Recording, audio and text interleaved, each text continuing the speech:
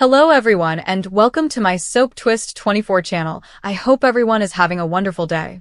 Before we begin, please hit the subscribe button and give this video a thumbs up. In the murky light of a single flickering bulb, Electra paced the cold linoleum floor of her tight apartment, her heart hammering like a war drum. The city outside hummed with uninterested life, honking horns, distant sirens, but inside, the air was thick with betrayal and crushed dreams. Luna, her once closest friend, sat slumped on the ancient couch, her wrists already tied by the cold steel handcuffs that Electra had requested the responding officers put on as soon as they arrived. The police complaint was filed, paternity was established, and allegations of fraud and deception were laid out. Will, the man at the center of it all, stood transfixed in the doorway, his face a mask of remorse and confusion, while Katie, sweet, innocent Katie, clutched her mother's skirt, her big eyes welling up with tears she couldn't understand. It had all started months before, under the shadow of a fading family legacy. Electra had been a single mother for years, raising Katie alone after her husband fled into the ether of bad choices and ill fate. Katie, with her wavy auburn hair and freckled cheeks, was the light of Electra's life, a 5-year-old bundle of curiosity who asked endless questions about stars and why fathers sometimes left. Electra worked double shifts at the diner, her hands raw from cleaning dishes, her dreams sacrificed to the never-ending grind of survival. Luna had been her rock, a sister in all but blood. They grew up in the same dilapidated neighborhood, swapping secrets under the blankets during sleepovers and swearing to always protect one another. Luna, with her keen wit and unfailing loyalty, had moved in temporarily when her own life disintegrated, a divorce that left her bankrupt and devastated. Then came Will. He came into their lives like a June storm, charming and unpredictable, with eyes that promised stability and a laugh that mirrored warmth. Will was a mechanic by trade, and his hands were always soiled with grease, but his heart appeared genuine. He mended Electra's beat-up automobile for free one rainy afternoon, initiating chats that led to late-night coffees. Luna initially watched from the sidelines, her smile courteous, but her eyes cautious. Katie adored him immediately, calling him Uncle Will, while he taught her how to tighten bolts with a toy wrench. Electra fell hard, picturing a future in which Katie had a father figure, and the void in their home could be filled with family dinners and bedtime stories. But shadows lurked beneath Will's casual smile. Luna said one night, over cheap wine, that she'd known him before, from a brief affair years ago that ended in grief and unspoken regret. Electra dismissed it. The past was the past. However, as Will became more involved in their routines, picking up Katie from preschool, making spaghetti on Sundays, Electra saw Luna's lingering glances and how her friends' laughing become forced. Whispers of doubt crept in, but love, blind and desperate, drove them away. The pregnancy test marked a turning point. Luna proclaimed it in tears one evening, her hands quivering as she held the positive strip. "It's Will's," she said softly, her voice shaking. Electra's world tilted. Will first denied it, promising loyalty, but DNA tests never lie. Paternity was established in a sterile lab, with the results presented in a manila envelope that Electra clutched like a death sentence. Not only was she enraged by the betrayal, but also by the web of lies that had been constructed around her daughter. Luna had captivated Will, or so Electra imagined, and was plotting to claim him while Electra poured her heart and soul into creating a life with him. The fights heated up, with accusations flying like daggers, Luna sobbing in denial and Will stammering empty apologies. Electra couldn't let it go. With Katie sleeping in the next room, she dialed 911, her voice steady despite the storm inside. False paternity claim, she informed the operator. Attempted fraud. The officers arrived quickly, their badges glinting in the corridor light. Luna's eyes widened with fear as the shackles clicked shut. "Electra, please," she implored, tears running down her cheeks. "It wasn't like that. I love him. I didn't mean to hurt you." However, Electra walked away, her heart encased in righteous rage. Will attempted to interfere, his voice breaking. This is insane. Let her go.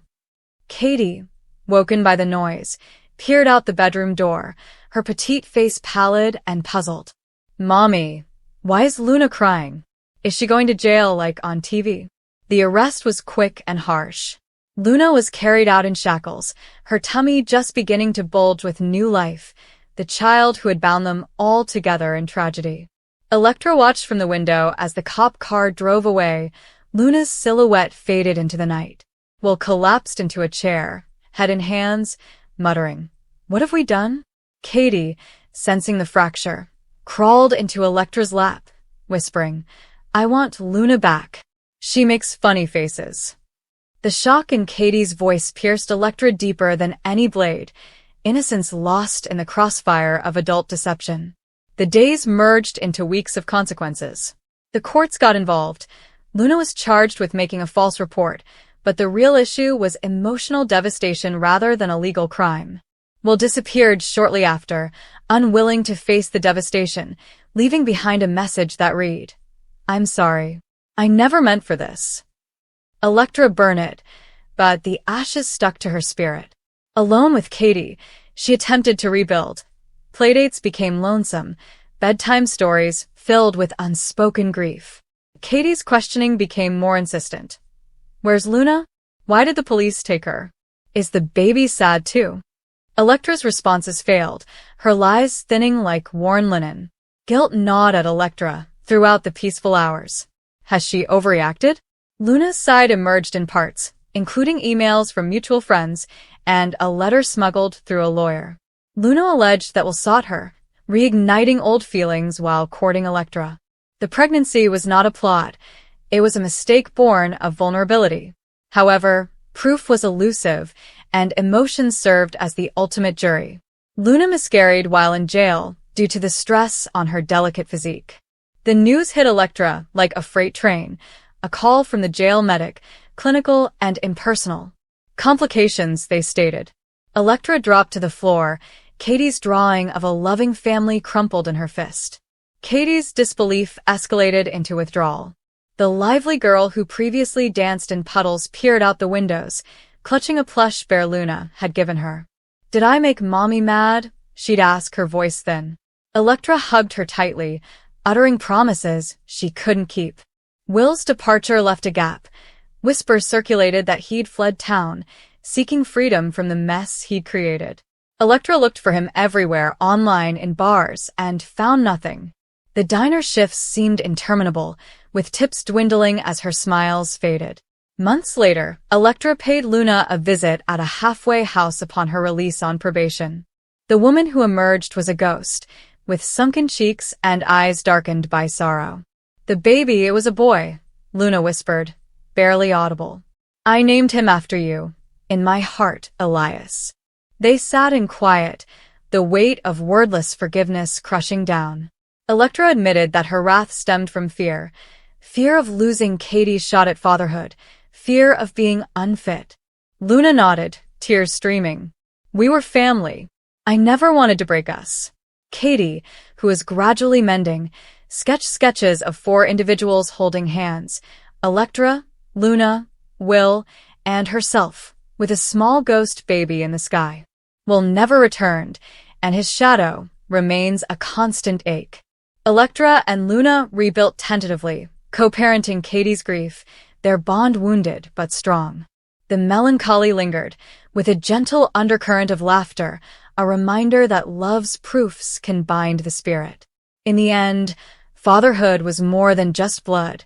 It was the threads of choices that connected them, permanently altered, in a unique tapestry of misery. Electra squeezed her lips together, her pulse racing. Every idea she had crashed with another, creating a maelstrom within her that mirrored the one outside. How could he? How could Luna? Luna had been more than just a friend. She was almost like a sister. They discussed college dorm rooms, late-night confessions, and even wedding plans. Electra had placed complete trust in her.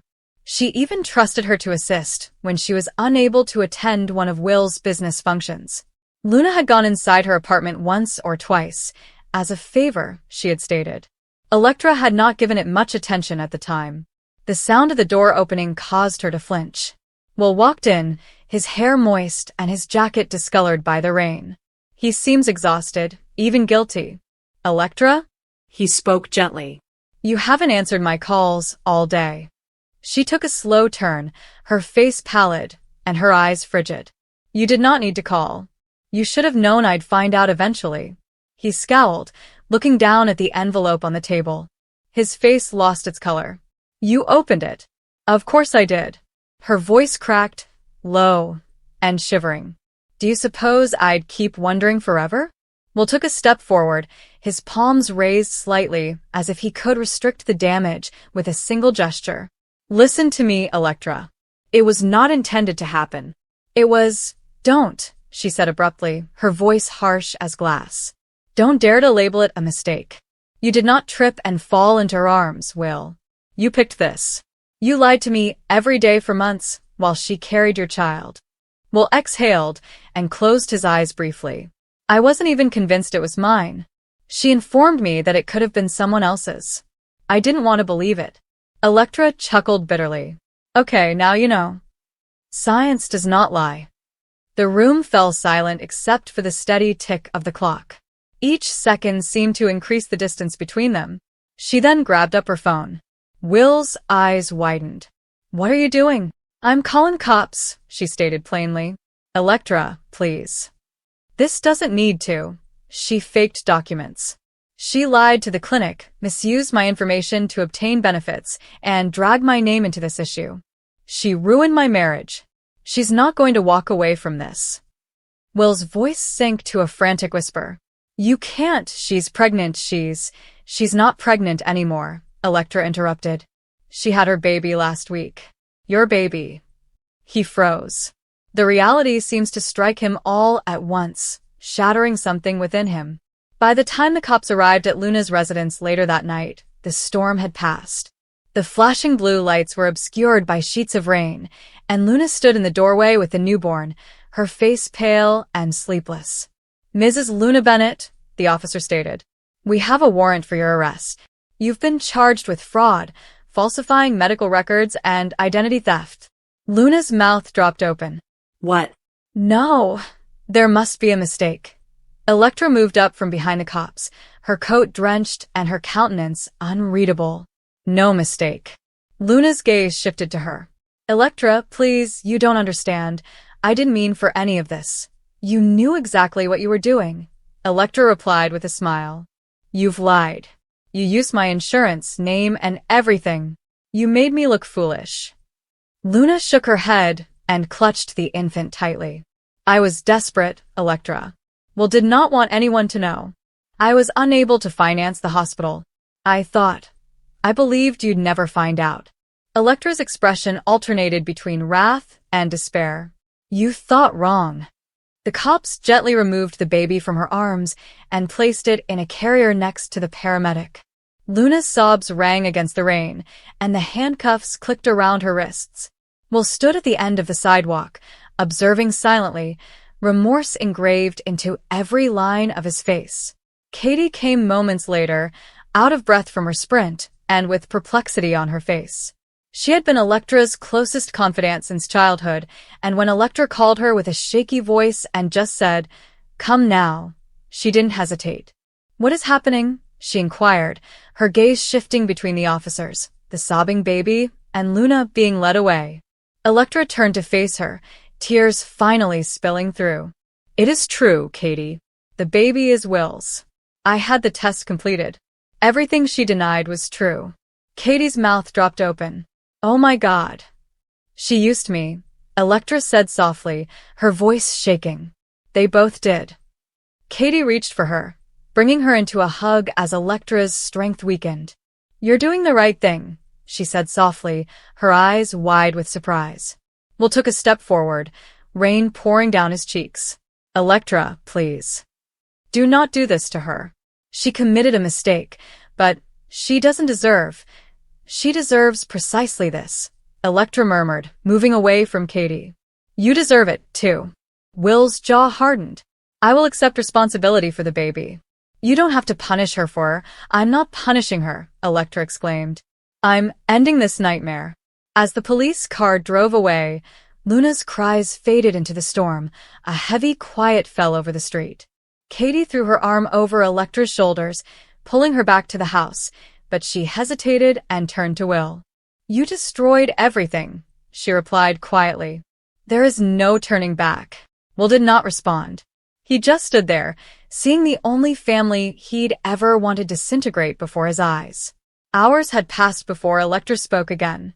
The baby, who was temporarily placed in child protective care, would remain there until the court determined custody. Will reclined on the couch, his face buried in his hands, as Katie prepared tea in the kitchen. I should have seen it, Electra said quietly. The late nights, the sudden work trips, the lies that didn't sound like lies until now. Katie sat down with a cup beside her. People see whatever they want to believe. You adored him. I did, Electra replied. I loved her too. She treated me as if I were family. But doesn't that make things worse? Betrayal doesn't hurt this much until it comes from someone you trust. Will raised his head, eyes burning. I will never forgive myself. I know it doesn't matter right now, but you need to hear it. Electra glanced at him, tears tracing the edges of her wrath. You do not get to say what I deserve. You made that decision when you chose her. He stood and nodded slowly. Then I'll go. I will manage the lawyers and paperwork. Whatever you want, I'll sign it. As the door closed behind him, Electra felt the air change, lighter, but also emptier. Katie sat beside her in silence, letting the event unfold. Days progressed into weeks. The story spread faster than anyone could have expected. People muttered to Electra when she walked to the grocery shop and drove through town. Everybody knew. Everyone held an opinion. But none of them knew what it was like to wake up in a bed that still smelled like him, or to have dreams about a friendship that now felt like a wound. Katie stayed nearby and checked in every day. You're stronger than this, she insisted, though some mornings Electra wasn't sure she believed her. Luna, meantime, waited in a county jail cell, awaiting her hearing. She spent most evenings crying softly, repeating the decisions that had brought her here. The affair began during one of Will's weakest moments, and disagreement with Electra, a few too many drinks, and the type of loneliness that leads to irresponsible behavior. She had not expected to fall for him, let alone become pregnant and afraid. When Electra paid her a visit 2 weeks later, the guards seemed shocked. Luna carefully stood from the metal seat, her wrists quivering slightly due to the cold. Why are you here? She inquired. I needed to see you, Electra explained. Her voice remained firm, but her eyes were tired. I wanted to know if you'd tell the truth. Luna swallowed hard. I already have. I told them everything. I didn't intend to use your name, Electra, I panicked. I assumed that putting my name on the documents would expose Will and cause him to lose everything. I thought I was protecting him, Electra said, shaking her head. You were not protecting him. You were defending yourself. You knew exactly what you were doing the entire time. Luna's eyes welled up with tears. I loved him. I still do. But I never meant to hurt you. Electra looked at her, her expression unclear. You did not simply harm me. You killed the person I used to be, the one who believed in people. Luna's shoulders heaved as she mumbled. I'm sorry. Electra added gently. I do not forgive you. Maybe someday I will, but not today. She turned to leave, the sound of her heels echoing down the corridor. Outside, Katie waited beside the car. Did it help? She inquired. Electra breathed slowly. I do not know, but I had to look her in the eyes. As the weeks passed, court dates came and went. Luna accepted a plea deal that included reduced charges, community service, and probation. Will filed for joint custody of the infant, but Electra rejected. She sold the house, packed everything she owned, and moved into a small apartment overlooking the river. Katie joined her one evening as she watched the sunset bleed across the ocean, and she brought 2 glasses of wine. Do you ever consider what happens next? Katie asked quietly. Every day, Electra said. But I'm not terrified anymore. Do you still love him? Electra was silent for a long time. Perhaps a part of me always will. You don't simply delete years from your life. But love isn't enough when trust is lost. Katie agreed. You're going to be okay, you know. I know, Electra answered, smiling slightly. For the first time in a long time, I actually believe it. Across town, Will sat in his little apartment rocking the baby to sleep. The child's small fingers curled around his thumb, and everything else faded. He didn't know if he'd ever make things right with Electra, but he was certain of one thing. He'd spend the rest of his life trying to be better than the man who had broken her heart. Luna, meanwhile, began volunteering at a shelter as part of her probation. Each day, she entered with quiet humility, knowing of how far she had fallen. Sometimes she thought about the baby, about Will, about the life she could have had if she hadn't wrecked everything. But largely, she thought of Electra, the woman she had harmed the most, and wondered if forgiveness could ever emerge from such anguish.